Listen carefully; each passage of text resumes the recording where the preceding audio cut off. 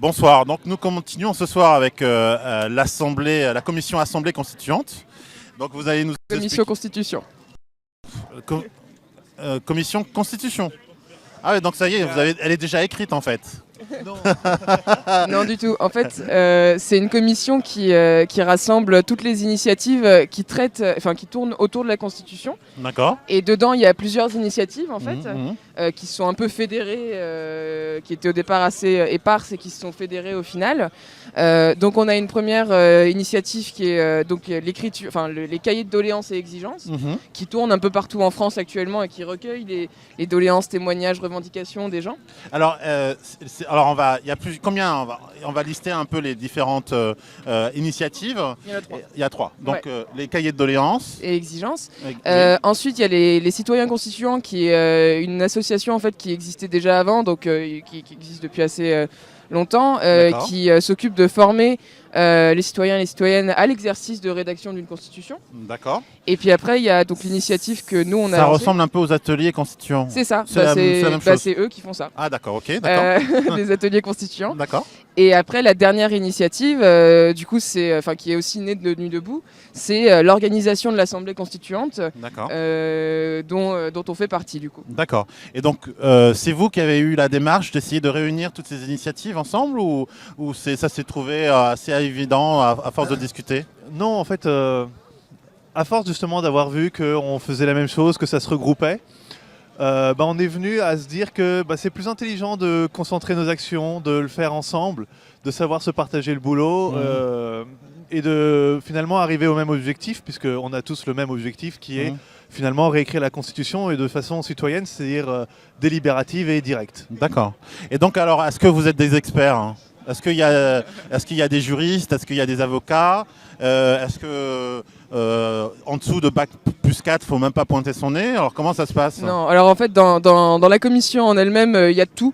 Ouais. Il y a de tout. Nous, au départ, on a une formation en sciences politiques Oui. à la Sorbonne. Et voilà, après, dans l'équipe d'organisation en tant que telle, non, enfin oui, il y a quelques juristes, mais ils sont absolument minoritaires. Il y a des gens qui font de tout en fait. Ça peut aider quand même. Pas nécessairement dans le comment dire, quand on parle de l'organisation en tant que telle. Oui. C'est-à-dire que nous, on essaye vraiment de se pencher sur la mise en œuvre concrète d'une assemblée constituante, D'accord. sans nécessairement sans se pencher du tout, en tout cas au départ, Ouais. sur le fond de la Constitution. D'accord. C'est-à-dire que pour l'instant, on essaye de réunir l'équipe d'organisation et le réseau en fait qui va essayer de mettre en place ça. D'accord. Et du coup, ça demande toutes sortes de compétences. D'accord. Oui. Ouais, vas-y. Ouais. Pardon, et je rajoute, navré. J'ai oublié de vous présenter. Donc tu es Ah oui. Je suis Alexandra. Alexandra Et moi, c'est Saba. Alexandra et Saba. Donc Voilà, merde. Ok. Et du coup, il y a aussi une philosophie différente. C'est Oui. qu'on part du principe que tout le monde peut écrire une constitution parce que c'est quelque chose qui est écrit pour le peuple et ça doit être écrit par lui finalement. Ouais. Et donc, tout le monde a son avis à donner parce que c'est une question qui concerne tout dans l'ordre politique et dans l'ordre juridique. Et donc, il n'y a D'accord. aucun avis qui est à retirer, que ce soit celle d'un ouvrier, de spécialistes comme nous, d'un chômeur, n'importe quoi. Je ne pense pas qu'il y ait de besoin d'être spécialiste pour savoir ce qu'il y a à mettre dedans. D'accord, mais c'est extrêmement novateur parce que même en 1789, c'était quand même des gens éduqués. Enfin, ils mettaient pas, ils demandaient pas à des gens des quidam. Même les délégués du tiers-état étaient des gens qui étaient lettrés et qui avaient un certain niveau. Tout Voilà. à fait, mais aujourd'hui, on voit bien nos institutions sont héritées de ça, notre système de gouvernement représentatif est hérité de ça, Ouais. et clairement, ce gouvernement représentatif n'a jamais voulu l'implication du peuple dans la politique. Ça a toujours été une ligne directrice très claire, que ce soit en 89, la seule nuance a peut-être été un peu 93, mais encore c'est à nuancer. 89, 48, Oui, 46, alors, 58, moi, il y à chaque fois. a un élément qui m'intéresse dans la Constitution de 93. Il y en a un qui me touche particulièrement par rapport aux événements qu'on est en train de vivre. C'est le peuple qui a le droit de se révolter contre le pouvoir s'il considère quand il considère que le pouvoir abuse de son autorité. Ce qui a été évincé de toutes les autres Constitution par la constitutions. suite, ouais. Sauf celle de 46 où c'était repris, mais on Ouais. était juste après la guerre avec un pouvoir qui avait clairement trahi le peuple. Dans celle de 58, ça n'apparaît pas. D'accord. Donc, si je ne me trompe pas, et encore une fois, je suis pas Non, experte. non, je pense pas, non. Enfin, Alors, je tiens à juste commenter. En fait, ça apparaît parce que c'est la Constitution de 58 reprend le préambule de 46. d'accord. Sauf que dans le préambule de 46, qui est donc appliqué actuellement, normalement, Oui. théoriquement, on doit aussi, par exemple, avoir des choses telles que plus ou moins le droit au travail, la nationalisation de tout ce qui est monopole, etc. Sauf qu'on ne l'applique pas. On ne l'applique pas du tout. Et c'est là aussi il faut réécrire une constitution, c'est-à-dire qu'on est à un stade où on a une constitution, on l'applique pas du tout, et les citoyens sont aussi déconnectés de ça, et c'est le but aussi de les reconnecter. Mais alors, moi, ce qui m'intéresse beaucoup dans votre méthode, c'est... alors, je vois bien l'intérêt, effectivement, que pour une forme de représentativité, que ce soit des gens, des citoyens normaux, tirés au sort, qui participent à l'élaboration. Mais face aux difficultés d'expertise, comme mettent en œuvre des très grosses entreprises, on voit bien qu'il y a des entreprises globales aujourd'hui qui arrivent à évincer même les politiques, même les États, qui arrivent à... on pourrait prendre comme exemple Philippe Maurice, par exemple, qui arrive à faire des procès à des États juste parce qu'ils veulent interdire le paquet neutre. Enfin, on sent qu'il y a quand même une puissance et une expertise quand même assez élevée. Comment des citoyens, à un niveau normal, peuvent arriver à construire une architecture, une base légale qui soit suffisante pour pouvoir contrer ce genre de pouvoir? Alors, plusieurs éléments là-dessus. Bon, d'une part, une constitution, c'est censé être un ensemble de principes qui, au minimum, encadrent le pouvoir et les quelques principes fondateurs sur lesquels la société veut se baser. Donc, c'est pas un code du travail ou un code fiscal ou quoi que ce soit. Donc, ça n'a pas nécessairement à rentrer dans ce niveau-là de technicité. Ça dépend, hein, notre constitution française est très technique comparée à d'autres constitutions à l'étranger, mais un format de constitution n'est pas obligé de traiter dans ce point de détail de ce genre de sujet. Après, un autre point, en fait, le projet qu'on essaye de mettre en place, somme toute, il n'aura de légitimité et d'effet que s'il y a un ralliement massif de la population, qui soit pour ou contre le texte qui est proposé, mais que si il est légitimé par le nombre, en fait, par les gens qui s'y intéressent, par les gens qui y contribuent, parce qu'on veut mettre en place aussi une véritable interaction entre le reste de la société et cette assemblée constituante, une transparence absolue. D'une part, donc, je veux dire, sans ça, ça n'a aucun effet et ça n'aura aucun impact. Et pour finir, sur les experts, on est en train de réfléchir parce que le texte, la proposition de projet qu'on fait pour le processus constituant est en débat. Actuellement, il est en débat à Nuit Debout avec les autres villes qui contribuent à Nuit Debout. Il y a vraiment des débats dans Alors, il y a combien de villes qui contribuent au débat sur... Actuellement, on est en contact avec Toulouse, Lille, Lyon. Grenoble indirectement, Nice, Metz et voilà. Mais alors si jamais vous voulez vous contacter, d'ailleurs, on n'a pas complètement fini, mais si jamais vous voulez vous contacter, il ferait comment on doit faire Il y a plusieurs moyens. Déjà, il y a une page Facebook, la nouvelle Assemblée constituante. D'accord. Et d'autre part, il y a l'adresse mail qui est donc constituante 2016. Tout attaché, @gmail.com. D'accord. Est-ce que vous avez une forme d'agenda, de calendrier pour ce travail? Oui, mais il est encore en débat. Justement. Quoi qu'on peut déjà dire que samedi, on a à 16h, 16h c'est ça? Pardon. C'est à 16h, on va se mettre à la République et on va débattre de certaines procédures pour le tirage au sort de l'Assemblée. Comment est-ce que ce sera organisé? Est-ce qu'il y aura une pondération? Quel sera le pouvoir d'un certain comité organisateur? Est-ce qu'il y en aura un même, etc.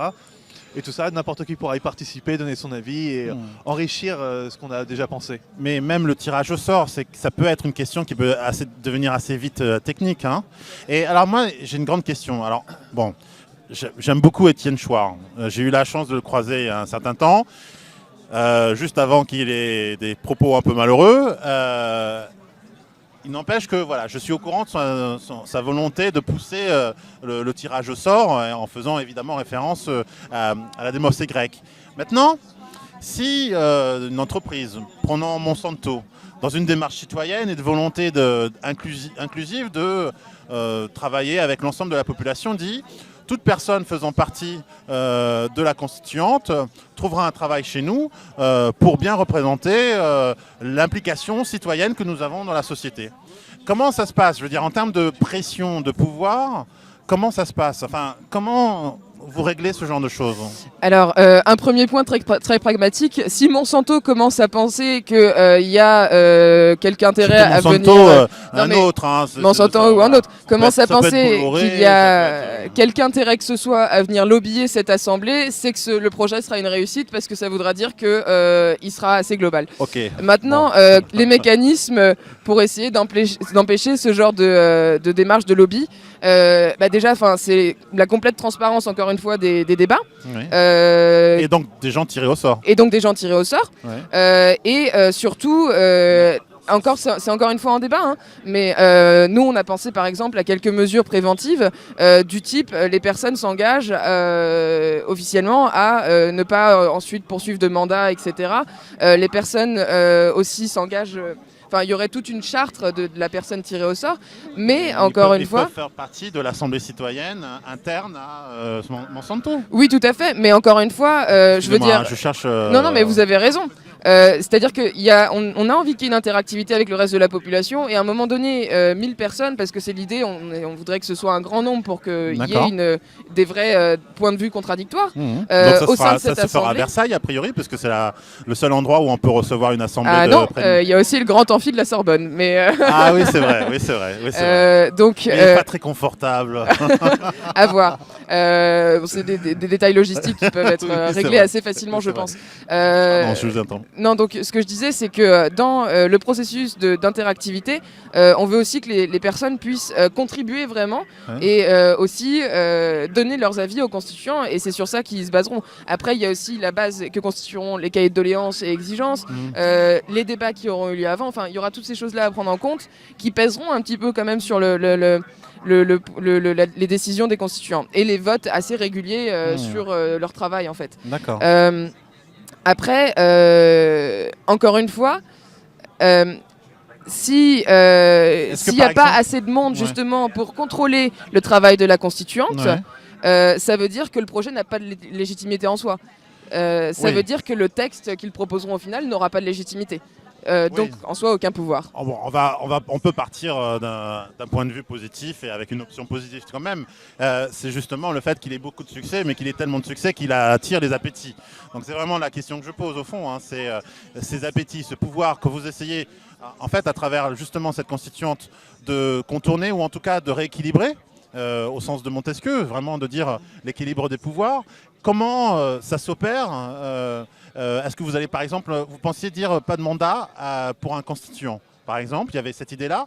Est-ce que vous pourrez le dire, vous travaillerez jamais dans aucune société de plus de 500 employés ou ne vous travaillerez pas avec une société qui a des contrats avec l'État Est-ce que c'est des choses qui sont apparues dans des discussions Il y a vraiment beaucoup de réponses. On peut déjà donner une première, c'est que les gens qui participeront à la chose déjà auront une certaine idée de la chose. Donc je ne pense pas qu'ils soient corruptibles en soi, puisqu'ils viennent justement pour défendre une idée différente de ce qu'on connaît actuellement. Ensuite, il y a l'idée de renouveler partiellement, systématiquement cette assemblée. Pardon, excusez-moi, vous avez dit un truc, quelque chose d'intéressant.